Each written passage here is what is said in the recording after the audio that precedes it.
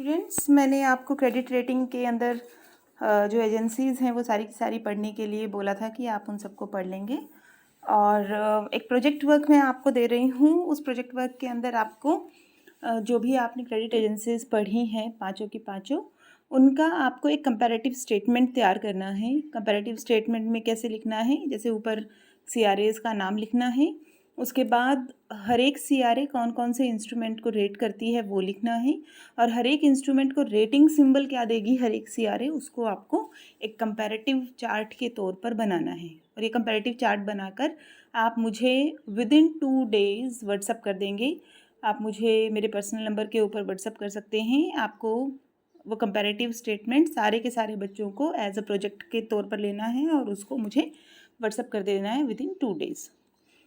अब हम जो नेक्स्ट करेंगे CRA के अंदर वो है कि सेबी की रेगुलेशंस क्या हैं CRA से। हालांकि ये हमारे सिलेबस के अंदर डिफाइंड पॉइंट तो नहीं है कि सेबी की रेगुलेशन करनी है, लेकिन फिर भी हम इसको थोड़ा सा एक ओवरऑल पॉइंट ऑफ व्यू की तरह से पढ़ लेते हैं। बहुत सिंपल है, जनरल है, ऐसा कोई ख़ास स्पेसिफिक गाइडलाइन नहीं दी गई है, बहुत सिंपल हैं। जो सेबी की रेगुलेशन है वो 2003 की है और ये कोड ऑफ कंडक्ट से रिलेटेड है कि किसी भी CRA का कोड ऑफ कंडक्ट किस तरीके का होना चाहिए।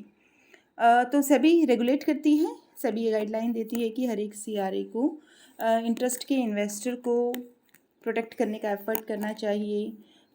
जो उनका बिज़नेस है, अपने बिज़नेस के अंदर high standard of integrity, dignity और फेयरनेस उनको रखना चाहिए। विद द फेयरनेस उनको काम करना चाहिए। अपने ऑब्लिगेशन को फुली एथिकली और प्रोफेशनली मैनर के अंदर पूरा करना चाहिए हर एक CRA को। उनको अपना एक इंडिपेंडेंट प्रोफेशनल जजमेंट लेना चाहिए। किसी के इन्फ्लुएंस में आकर या सब्जेक्टिविटी में आकर कोई भी जजमेंट नहीं लेना चाहिए, क्योंकि वो रेटिंग दे रहे हैं और अगर वो किसी के इन्फ्लुएंस में, मान लीजिए कि कंपनी के इन्फ्लुएंस में आकर उनको ज़्यादा अच्छी रेटिंग दे देते हैं तो इन्वेस्टर्स के इंटरेस्ट को वो बाईपास करते हैं। तो उनको इंडिपेंडेंटली प्रोफेशनल जजमेंट देना चाहिए रेटिंग करते टाइम। उसके अलावा एक रीज़नेबल और एडिक्वेट बेसिस के ऊपर ही रेटिंग को इवेल्युएट करना चाहिए। एडिक्वेट बेसिस होने चाहिए उनके पास अगर वो किसी भी कंपनी को इवेल्युएट कर रहे हैं कि किसी भी कंपनी को BBB क्यों दिया गया, किसी भी इंस्ट्रूमेंट को AAA क्यों दिया गया, या किसी भी इंस्ट्रूमेंट को FAA क्यों दिया गया। तो उसके लिए उनके पास एक प्रॉपर या रीज़नेबल बेसिस होना चाहिए। इसके अलावा इंटरनेशनल रेटिंग स्टैंडर्ड्स की अगर हम बात करें तो वो कंसिस्टेंट होना चाहिए। रेटिंग प्रोसेस उनकी कंसिस्टेंट होनी चाहिए, बार बार अब वो उनके अंदर चेंज नहीं करें। अगर कोई भी इम्पोर्टेंट चेंज है क्लाइंट की कंपनी के अंदर तो वो उस चेंज को हाईलाइट करें। जिस मेथोडोलॉजी के अकॉर्डिंग वो रेटिंग कर रहे हैं, जिस प्रोसेस के अकॉर्डिंग वो रेटिंग कर रहे हैं, वो मेथोडोलॉजी को डिस्क्लोज़ करें अपने क्लाइंट्स को, यूज़र्स को और पब्लिक को कि उन्होंने क्या मेथड यूज़ किया या क्या प्रोसेस यूज़ किया।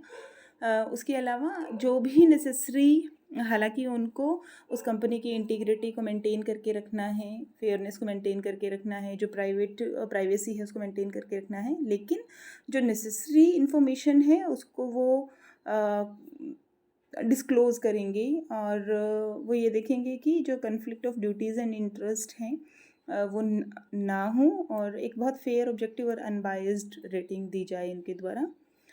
वो अपनी रेटिंग को बहुत ज़्यादा बढ़ा चढ़ा कर एग्जैगरेटेड स्टेटमेंट के तौर पर नहीं देंगे। किसी भी क्लाइंट को या तो ऑरली या रिटन जो उनकी कैपेबिलिटी है उसके अकॉर्डिंग ही रेटिंग दी जाएगी, बहुत ज़्यादा बढ़ा चढ़ा कर किसी भी कंपनी के बारे में, ताकि इन्वेस्टर इन्फ्लुएंस ना हो, इस बात का उनको ध्यान रखना पड़ेगा। कोई भी ऐसी एंट्री स्टेटमेंट ना दें क्रेडिट रेटिंग एजेंसीज जिससे इन्फ्लुएंस हो सकते हैं, पब्लिक इन्फ्लुएंस हो सकती है या इन्वेस्टर इन्फ्लुएंस हो सकते हैं। ऐसी कोई भी एंट्री स्टेटमेंट ना दी जाए CRAs के द्वारा। जो CRAs हैं उनको ये इंश्योर करना चाहिए कि बोर्ड के द्वारा दी गई सारी की सारी गाइडलाइन को वो पालन करें और लीगल प्रोसीडिंग या फिर कोई भी एलिगेंसी है, कंप्लाइंस है रूल एंड रेगुलेशन से रिलेटेड, तो उसको वो पूरी तरीके से ध्यान दें। क्रेडिट रेटिंग को एक अप्रोप्रिएट लेवल ऑफ नॉलेज और कंपिटेंस बना के रखनी चाहिए according to the act, regulation and circulation जो भी 2003 के अंदर डिफाइंड हैं। तो इन सब चीज़ों का ध्यान रखें CRAs कि ऐसा कोई भी काम ना किया जाए जिससे इन्वेस्टर के इंटरेस्ट को नुकसान हो सकता है या कंपनी की गुडविल को नुकसान हो सकता है। टोटल 23 इसके पॉइंट्स हैं, लेकिन हम इनमें से कोई भी 15 पॉइंट कर सकते हैं। बहुत रिपीटेटिव से पॉइंट हैं, आप इनको जब पढ़ेंगे, और बहुत जनरल पॉइंट है, कोई भी स्पेसिफिक गाइडलाइन ऐसे सेबी के द्वारा नहीं दी गई है। इसके अलावा जनरल ऑब्लिगेशन की बात करें तो CRAs की जनरल ऑब्लिगेशन बनती है टुवर्ड द क्लाइंट की अगर हम बात करें तो एग्रीमेंट होता है between the client and the CRA, तो वो उस एग्रीमेंट को रिटर्न एग्रीमेंट में रखें कि कौन कौन सी चीज़ों को उसके अंदर शामिल करना है, उस रिटर्न एग्रीमेंट में रखें। राइट एंड लाइबिलिटीज़ को वेल डिफाइंड रखें सिक्योरिटीज़ के अंदर कि कौन कौन सी लाइबिलिटीज़ उसके अंदर रखनी है।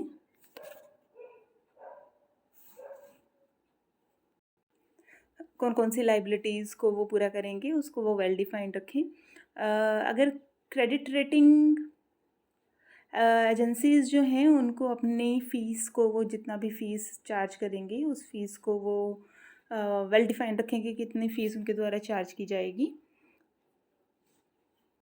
इसके अलावा जो क्लाइंट्स हैं जिसके लिए CRAs काम कर रही हैं, वो पूरी तरीके से कोऑपरेट करने के लिए एग्री हों, अपने सारे के सारे डॉक्यूमेंट्स को दिखाने के लिए एग्री हों, जो एक्यूरेट रेटिंग है, ट्रू एंड एक्यूरेट रेटिंग उनको मिले, इसीलिए वो टाइमली इन्फॉर्मेशन को प्रोवाइड करें। क्रेडिट रेटिंग एजेंसी कोई भी ऐसी information related to securities, related to method of dissemination को तब तक नहीं डिस्क्लोज़ करेंगे तब तक जब तक उनके जो क्लाइंट, जो कंपनी है, वो उसको एक्सेप्ट नहीं करती है। अगर वो किसी चीज़ को लेकर एक्सेप्टेंस नहीं देते हैं तो उसको CRA डिस्क्लोज़ नहीं करेगी।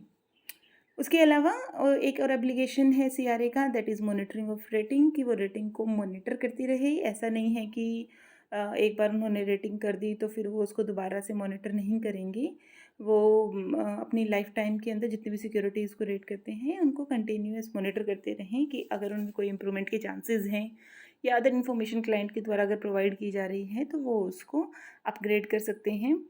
रिव्यू ऑफ रेटिंग करते रहें, पेरियडिकल रिव्यू लेते रहें, पब्लिश करते रहें रेटिंग को in the life time of CRA। और इस तरीके से जैसे कोई ऑब्लिगेशन आउटस्टैंड करता है तो उसके बारे में कोई भी ऐसी इन्फॉर्मेशन को लीक ना की जाए, मर्जर या अमलगमेशन का दूसरी कंपनी के लिए, जिसको उसका क्लाइंट एक्सेप्टेंस नहीं देता है। तो मॉनिटरिंग करने का, रिव्यूइंग करने का जनरल ऑब्लिगेशन बनता है CRA का। इसके अलावा उसको एक इंटरनल प्रोसीजर फ्रेमवर्क करना होता है CRAs को, अपना एक वो फ्रेमवर्क बनाए जिस फ्रेमवर्क के अंदर वो एक क्रेडिट रेटिंग प्रोसेस को फॉलो करेंगे। वो framework according to the SEBI होना चाहिए, अकॉर्डिंग टू द गाइडलाइंस होना चाहिए, या और कोई रेलिवेंट अगर लॉ बनी है सिक्योरिटी से रिलेटेड, RBI के द्वारा अगर बनाए गए हैं तो उससे रिलेटेड ही एक इंटरनल प्रोसीजर को वो फॉलो करेंगे। फिर उसके बाद जो रेटिंग डेफिनेशंस वो दे रहे हैं उसको डिस्क्लोज़ करें वो, जैसे कि जो सिंबल्स उन्होंने दिए उन सिंबल का मतलब क्या है। आपने देखा होगा कि आपकी मार्कशीट के अंदर भी A+ आउटस्टैंडिंग पीछे एक जो एब्रीविएशंस होती हैं उन एब्रीविएशन की डिटेलिंग होती है पीछे आपकी मार्कशीट के अंदर, अगर आपने कभी देखा होगा तो उनको डिटेल करना ज़रूरी होता है। मान लीजिए कि A+ दिया है तो उसको ये नीचे शॉर्ट नोट के तौर पर, फुट नोट के तौर पर ये बताना पड़ेगा कि A+ का मीनिंग क्या है या A+ को किस तरीके से डिफ़ाइन किया गया है। उसके अलावा उनका ऑब्लिगेशन होता है कि वो बुक्स ऑफ अकाउंट या रिकॉर्ड्स को मेंटेन करके रखे, जिसके अंदर बैलेंस शीट है, प्रॉफिट एंड लॉस है, ऑडिटर रिपोर्ट है, एग्रीमेंट की कॉपी है जो उन्होंने अपने क्लाइंट्स के साथ की है, इन्फॉर्मेशन जो सप्लाई की गई है by each of the client, उसकी इन्फॉर्मेशन, उसकी कॉपी उनके पास होनी चाहिए। कॉरस्पॉन्डेंस क्या क्या किए गए हैं, हर एक क्लाइंट के साथ मेल किया गया है या बाय पोस्ट कुछ चीज़ों को भेजा गया है तो उसकी पूरी की पूरी डिटेलिंग उनके पास होनी चाहिए। फिर जो रेटिंग वो असाइन कर रहे हैं वो रेटिंग क्यों उन्हें असाइन की गई है, फ़ीस उनसे कितनी ली गई है, रेटिंग कमेटी के जो डिसीज़न है उनका रिकॉर्ड क्या है, इस तरीके की सारी इन्फॉर्मेशन या अकाउंट्स को मेंटेन करना भी उनका जर्नल ऑब्लिगेशन बनता है। कॉन्फिडेंशियलिटी ऑब्वियस उनको बना के रखनी पड़ेगी अपने क्लाइंट्स जिसके लिए वो काम कर रहे हैं। ऐसी कोई भी इन्फॉर्मेशन पब्लिक ना की जाए, ऐसी कोई भी इन्फॉर्मेशन बाहर नहीं की जाए जिसकी एक्सेप्टेंस हमारा क्लाइंट नहीं देता है। रेटिंग प्रोसीजर वो क्या फ़ॉलो कर रहे हैं, रेटिंग प्रोसीजर हम ऑलरेडी पढ़ चुके हैं कि कोई भी सीआरए किस तरीके से रेटिंग प्रोसीजर अपनाती है। अलग अलग सीआरएज़ के रेटिंग प्रोसेस में चेंज हो सकता है, लेकिन उनको रखना वही पड़ेगा, मतलब पॉइंट्स वही होंगे। ये हो सकता है कि कोई 4 पॉइंट के अंदर अपने रेटिंग प्रोसेस को कंप्लीट कर ले, कोई 6 पॉइंट के अंदर रेटिंग प्रोसेस को कंप्लीट करे, लेकिन उनको अपनी रेटिंग प्रोसेस को जर्नलाइज़ करना होता है, पब्लिश करना होता है कि किस तरीके से उन्होंने किसी भी पर्टिकुलर इंस्ट्रूमेंट को रेट किया। इम्पोर्टेंस की बात करें हम कि क्रेडिट रेटिंग एजेंसीज़ की इम्पोर्टेंस क्या है आज के टाइम में, अगर देखें जहाँ इंफॉर्मेशन टेक्नोलॉजी बहुत ज़्यादा वाइडन हो गई है, इन्वेस्टर्स बहुत ज़्यादा वाइडन हो गए हैं और वर्ल्ड वाइड हम इन्वेस्टर्स चाहते हैं कि वर्ल्ड वाइड लोग हमारी कंपनी के अंदर इन्वेस्ट करें, इंटरेस्ट लें, तो उस केस के अंदर सीआरएज़ की इम्पोर्टेंस बहुत ज़्यादा हैं, बढ़ गई है। और जितनी भी स्मॉल स्केल एंटरप्राइजेज़ हैं, ना सिर्फ लार्ज स्केल पर बल्कि स्मॉल स्केल एंटरप्राइजेज़ भी अब सीआरएज़ की फैसिलिटीज़ को ले रहे हैं। वैसे अगर हम नॉर्म्स की बात करें तो कोई भी डिवेंचर जो 18 मंथ्स से ज़्यादा के लिए इशू हुआ है, उन कंपनीज़ को कंपलसरी होता है कि वो अपने आप को सीआरए के द्वारा रेट करवाएं। प्रॉब्लम क्या क्या फेस हो रही है क्रेडिट रेटिंग एजेंसीज़ को? एडिक्वेट इन्फॉर्मेशन नहीं मिलती है, non availability of adequate information, क्योंकि जो कंपनीज़ हैं वो पूरी की पूरी इन्फॉर्मेशन नहीं दे रही हैं। फर्म्स रेटिंग प्रोसेस से बहुत ज़्यादा सेटिस्फाइड हो जाती है, कभी कभी डिससेटिस्फाइड होती हैं, तो वो कंपैरिजन करती है, एक सीआरए से रेट करवाने के बाद दूसरे सीआरए से रेट करवाती है, तीसरे सीआरए से रेट करवाती है, फिर कंपैरिजन करती है। क्योंकि रेटिंग सबकी अलग अलग है, तो रेटिंग में डिफरेंस आना भी पॉसिबल है, तो फिर उसमें वो जज नहीं कर पाती हैं कि उनकी कंपनी कहाँ स्टैंड करती है। तो जो फर्म्स हैं वो डिससेटिस्फाई होते हैं क्योंकि रेटिंग जो असाइन की गई है वो ऑब्लिगेशन में उतना ज़्यादा ऑब्लिगेशन को पूरा नहीं करते हैं। डिफरेंट इंस्ट्रूमेंट को रेट करने में भी उनको प्रॉब्लम आती है। ड्रॉबैक क्या है सीआरएज़ का, अगर हम अपने इंडिया के तौर पर देखें तो जो इंडियन सिनेरियो है उसमें कोई एक स्ट्रिक्ट प्रोसीजर नहीं बताया गया है किसी भी सीआरए को, हर कोई अपने हिसाब से ही रेटिंग प्रोसीजर को अपना रहे हैं। फिर अगर आप रेटिंग प्रोसेस में अगर कोई आपको परेशानी लगती है या रेटिंग प्रोसेस में आपको कोई शिकायत है, तो उसके लिए कोई भी रेडरेसल बोर्ड नहीं है, सेबी ने अभी तक ऐसा कोई रेडरेसल बोर्ड नहीं बनाया है। तो जो सीआरए है वो अभी भी एज अ ओपिनियन या एडवाइस के तौर पर ही काम कर रही हैं। वो बहुत एक्सीलेंट वर्किंग के अंदर नहीं है।